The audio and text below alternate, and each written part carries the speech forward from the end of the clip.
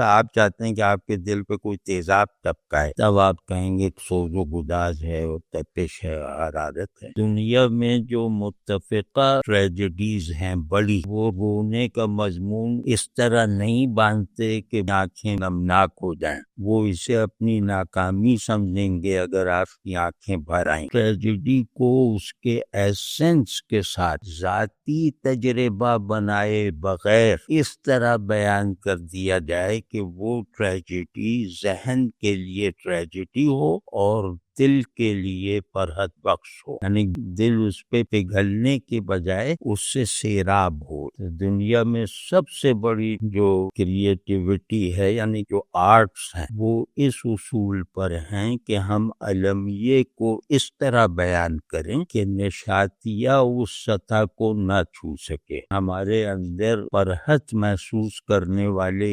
احساسات لا تعلق نہ رہ جائیں۔